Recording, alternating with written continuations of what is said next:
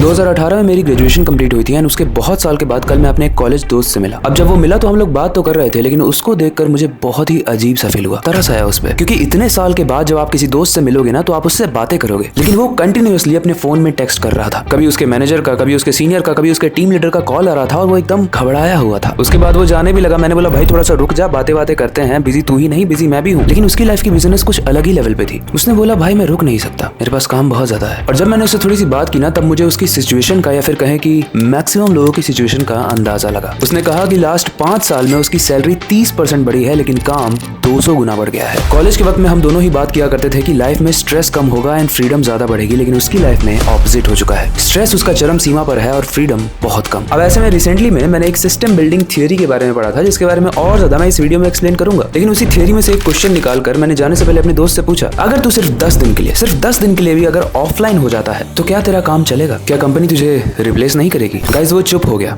And उसकी चुप्पी में ही सारा आंसर था। उसने रियलाइज किया कि वो बिजनेस या फिर रोल बिल्ड नहीं कर रहा है, वो सिर्फ एक रैट रेस वाले सिस्टम का पार्ट है। और ये प्रॉब्लम सिर्फ उसकी नहीं है, ये 99% लोगों की प्रॉब्लम है। हम सोचते हैं ग्रोथ का मतलब है ज्यादा घंटे तक काम करो, ज्यादा एफर्ट्स मारो, लेकिन इस दुनिया में जितने भी महान लोग हैं उनका कुछ अलग ही कहना है। और उन्होंने जो कहा है वही इस सिस्टम बिल्डिंग थ्योरी में मैं एक्सप्लेन करूंगा, जो आज की वीडियो में बताऊंगा। देखो इस वीडियो को जो लोग भी एंड तक देखेंगे ना उन्हें एक सीक्रेट पता चल जाएगा। सीक्रेट कि कैसे सिर्फ बिजी नहीं दिखना है, बल्कि एक सिस्टम क्रिएट करना है जो उनको फ्री कर सके। क्योंकि चाहो ना चाहो इस वीडियो को अगर तुम एंड तक देख लेते हो तो तुम्हारा माइंडसेट बन जाएगा अ बिल्डर माइंडसेट। भीड़ का पार्ट अगर नहीं रहना है तो without wasting any time let's start this masterpiece. देखो इस इंटरेस्टिंग वीडियो को और इंटरेस्टिंग बनाने के लिए इसको हम 3 चैप्टर्स में डिवाइड करते हैं, जिसमें से सबसे पहला चैप्टर है हसल ट्रैप।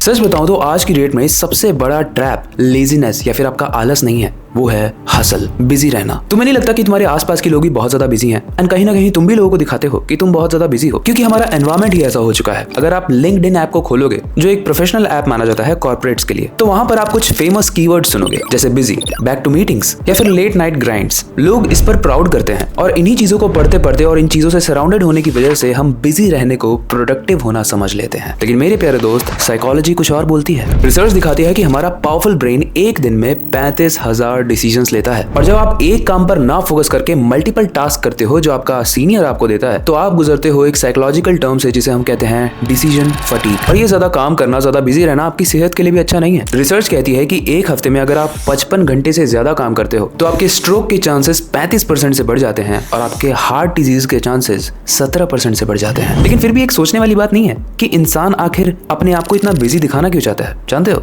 इसके पीछे एक साइकोलॉजिकल रीजन है जिसे हम कहते हैं business as a status signal. Harvard Business Review में एक स्टडी पब्लिश हुई थी जिसमें बताया गया था कि लोग अगर बिजी नहीं भी है ना तो भी वो दिखाना चाहते हैं कि वो बिजी हैं। इससे उन्हें ऐसा फील होता है कि वो इंपॉर्टेंट है। लेकिन यहाँ से आता है वीडियो में एक ट्विस्ट एंड आपका टेक अवे पॉइंट। बिजी होना और वैल्यूएबल होना दोनों अलग चीजें हैं। अब एक एग्जांपल ले लेते हैं। 2 लड़के ऑफिस में काम करते हैं, दोनों की ही शिफ्ट 8 घंटे की है, लेकिन एक बंदा 9-10 घंटे तक एक्सटेंड करता है अपनी शिफ्ट को। लेकिन जो पहले वाला बंदा है वो 8 घंटे में शिफ्ट को खत्म तो कर लेता है, लेकिन अपने सारे ही टास्क को वो 8 घंटे से पहले ही खत्म कर लेता है, लाइक 5-6 घंटे में। तो बिजी तो आपको दूसरा वाला बंदा दिखा कि भाई वो 9-9, 10-10 बजे तक काम कर रहा है, लेकिन वैल्यूएबल एंड प्रोडक्टिव कंपनी के लिए कौन होगा? पहला वाला बंदा, राइट? बस यही चीजें तो समझनी है लोगों को। देखो मैं ये नहीं कह रहा हूँ कि अगर आप ज्यादा टाइम काम कर रहे हो तो आप बेवकूफ इंसान हो। मैं बस ये कह रहा हूँ कि जितना भी आप काम कर रहे हो उसको हसल ट्रैप में इन्फ्लुएंस होकर मत करो, क्योंकि ये हसल ट्रैप कंपनीज ने ही क्रिएट किया है। और इस ट्रैप में आने के बाद आपको ऐसा लगता है कि आप जितना हसल करोगे उतना ग्रो करोगे, लेकिन एक्चुअली में आप जितना ज्यादा हसल करते हो उतना ज्यादा वर्कलोड आपके ऊपर बढ़ता जाता है। लेकिन क्या हो अगर मैं कहूँ कि आप इस हसल ट्रैप से ही बचकर अपना एक सिस्टम क्रिएट कर सकते हो, और वो आप तभी क्रिएट कर सकते हो जब आप एक्वायर करोगे बिल्डर माइंडसेट को। इसलिए ladies and gentleman, I am introducing chapter 2 जो है ऑपरेटर से बिल्डर माइंडसेट।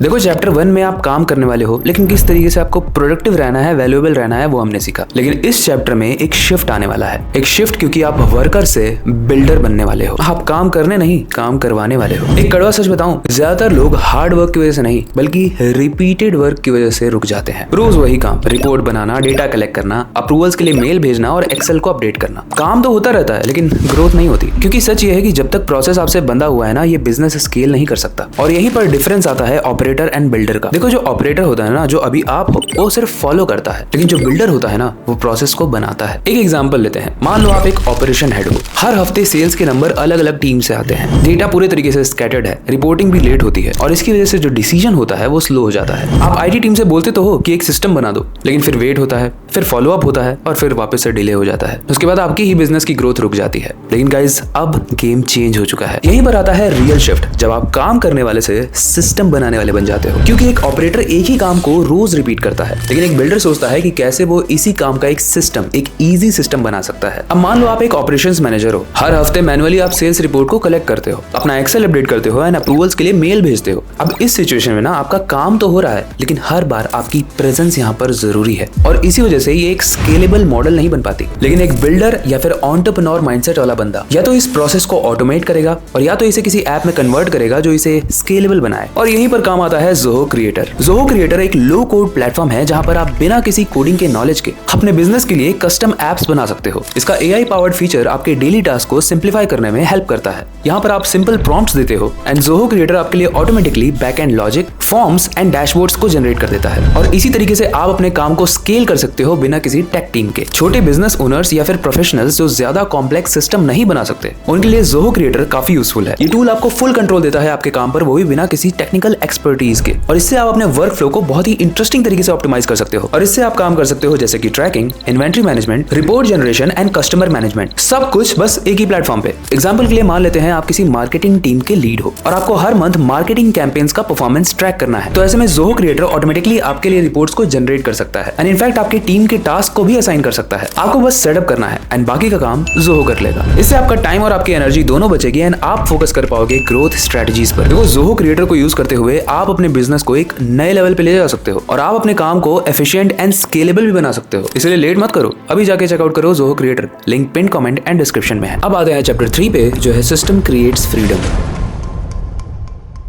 इस चैप्टर की बात हम यहाँ पे करेंगे एंड आई नो कि मैंने प्लेस चेंज किया है क्योंकि वहाँ वाला कैमरा ऑफ हो गया। बट इस चीज को समझो कि ज्यादातर प्रोफेशनल्स फ्रीडम चाहते हैं जहाँ पर कम स्ट्रेस हो, फ्लेक्सिबल टाइमिंग हो एंड बेटर डिसीजंस हो। पर आयरनी ये है कि वो ये सब कुछ एक्सपेक्ट करते हैं, वो भी बिना सिस्टम को बनाए हुए। एंड जब किसी के भी पास सिस्टम नहीं होता है ना, तो हमारा ब्रेन ओवरलोड हो जाता है। देखो न्यूरो साइंस भी कहती है कि हमारा जो प्री फ्रंटल कॉर्टेक्स होता है, यानी वो एरिया जो डिसीजन मेकिंग में हेल्प करता है, उसकी कैपेसिटी बड़ी लिमिटेड होती है। एंड जब आप हर दिन छोटे छोटे ऑपरेशनल डिसीजंस लेते रहते हो, जैसे किसी से फॉलो अप लेना, रिपोर्ट्स को सेंड करना, अप्रूवल आया या फिर नहीं ये देखना, तो आपके ब्रेन की जो कॉग्निटिव एनर्जी होती है ना, वो ड्रेन होने लगती है। एंड इसी चीज को कहते हैं डिसीजन फटीग, जिसके बारे में हमने बड़े ही अच्छे से अपने पिछली वीडियो में बात की है। और सिर्फ मैंने ही नहीं, अमेरिकन साइकोलॉजिकल एसोसिएशन ने भी बात की है इसके बारे में। इनकी रिसर्च कहती है कि जब डिसीजन फटीग बढ़ता है ना, तो आप इंपल्सिव डिसीजन लेने लगते हो या फिर डिसीजन लेने से बचने लगते हो। यानी मेरे प्यारे दोस्त, सिस्टम का ना होना आपका सिर्फ टाइम ही नहीं बल्कि डिसीजन लेने की क्वालिटी को भी गिरा देता है। अब एक बड़े ही इंटरेस्टिंग कॉन्सेप्ट की बात करते हैं, पार्किंसंस लॉ की। मैकेंजी की एक मैंने इंटरेस्टिंग सी रिपोर्ट पढ़ी थी जिसमें बताया गया था कि जो वर्क वीक होता है ना, जिसमें काम करना होता है, उसका 19% एम्प्लॉयज बस इन्फॉर्मेशन को ढूंढने में ही वेस्ट कर देते हैं, चाहे वो ईमेल हो, डॉक्यूमेंट हो या फिर अप्रूवल हो। मतलब 5 दिन जो इंसान काम करता है, खैर इंडिया में तो बहुत कम ही ऐसी कंपनीज है जो 5 दिन काम करवाती हैं। अगर आप ऐसी कंपनी में हो भी जहां पे आप 5 दिन काम करते हो, तो उसमें से लगभग 1 दिन आप सिर्फ सर्च एंड कोऑर्डिनेशन में ही वेस्ट कर देते हो। देखो सिस्टम का मतलब सिर्फ सॉफ्टवेयर ही नहीं होता है। सिस्टम का मतलब होता है एक repeatable structure, checklist, dashboard, standard operation procedure और automation triggers. The checklist manifesto करके एक बुक है जिसको अतुल गवांडे ने लिखा है, और उसमें उन्होंने एक हॉस्पिटल का एग्जांपल दिया था कि किस तरीके से जब हॉस्पिटल ने पूरी एक चेकलिस्ट बना दी, यानी एक स्ट्रक्चर्ड चेकलिस्ट, तो हॉस्पिटल में जो कॉम्प्लिकेशंस होते थे ना, जो भी प्रॉब्लम होती थी, वो काफी हद तक रिड्यूस हो गई। और ये स्ट्रक्चर्ड चेकलिस्ट बनाने की वजह से कितना भी ज्यादा प्रेशराइज्ड एनवायरनमेंट हो, कॉम्प्लिकेशंस रिड्यूस हो गए। अब मेरा ही केस ले लो, मैं एक यूट्यूबर हूँ। अगर यूट्यूब ने एक यूट्यूब स्टूडियो नहीं बनाया होता तो मैं तो सिर्फ गैस ही करता रहता कि कितने व्यूज आए होंगे, कितने शेयर्स हुए होंगे, कितने सेल्स हुए होंगे, कितनी एंगेजमेंट आई होगी। लेकिन डैशबोर्ड की वजह से मुझे गैस नहीं करना पड़ता। उसके बाद कोई भी प्रोसेस जब डॉक्यूमेंटेड होता है ना, तो डिपेंडेंसी कम हो जाती है। बार बार पूछना नहीं पड़ता है कि भाई ये कितना हुआ और किस दिन हुआ। उसके अलावा तीसरी चीज, आपके सिस्टम में एक रिमाइंडर होना चाहिए, और ऑटोमेटेड रिमाइंडर, जिसकी वजह से आपको बार बार याद ना करना पड़े कि कौन सा काम कब करना है। अब एक छोटा सा एग्जांपल देता हूँ। 7 डेज का 1 वीक होता है, पता नहीं था ना, मैंने बता दिया। अब इस 7 डेज को मैं 2 पार्ट में डिवाइड करता हूँ।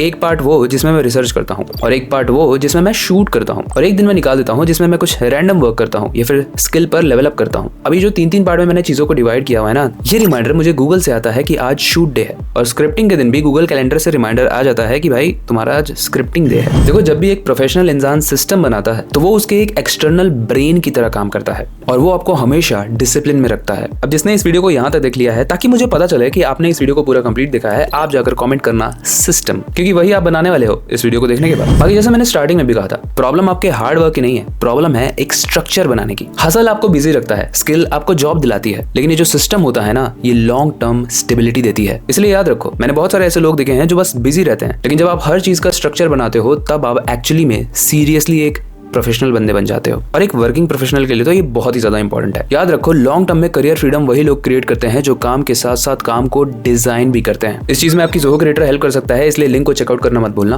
पिन कमेंट एंड डिस्क्रिप्शन में होगा। बाकी अगर आपको भी ऐसा लगता है कि आप प्रेजेंटेबल नहीं हो and overall as a personality आप अपने ऑरा को बढ़ाना चाहते हो एंड लेवल अप करना चाहते हो, बेसिकली ग्लो अप करना चाहते हो लाइफ में, तो इसके ऊपर मैंने बहुत ही डिटेल तरीके से पिछली वीडियो में बताया हुआ है, उसे जाकर चेकआउट जरूर करना। बाकी उस वीडियो से भी ज्यादा पावरफुल मैंने एक पीडीएफ बनाया हुआ है जिसमें मैंने अपनी सारी नॉलेज दे दी है कि किस तरीके से मैंने लेवल अप किया फ्रॉम हियर टू हियर। अगर आप भी अपनी लाइफ में लेवल अप करना चाहते हो एंड अपना बेस्ट वर्जन बनना चाहते हो तो कमेंट में जाके ग्लो अप किट को चेकआउट जरूर करना। मैंने पर्सनली उसे बनाया है, आई मीन ऑब्वियसली फ्री नहीं है। आई होप ये वीडियो अच्छी लगी होगी, एंड अगर अच्छी लगी है तो इस वीडियो को लाइक जरूर कर दो। इसमें ट्रस्ट में आपका अंगूठा नहीं टूटेगा। बाकी अगर आपके पास कोई इंटरेस्टिंग आइडिया है जिसे आप चाहते हो हम आने वाले वीडियोस में कवर करें तो आप हमें कमेंट सेक्शन में बता सकते हो। बाकी हमेशा की तरह वक्त आ चुका है इस वीडियो को एंड करने का, नई सुपर इंटरेस्टिंग वीडियो पर काम शुरू करने का। लेकिन जाने से पहले मैं हमेशा की तरह बस एक ही चीज कहना चाहता हूँ, अपनी क्यूरियोसिटी को डाय मत होने देना, नई चीजें सीखते रहना। मिलते हैं अगली वीडियो में।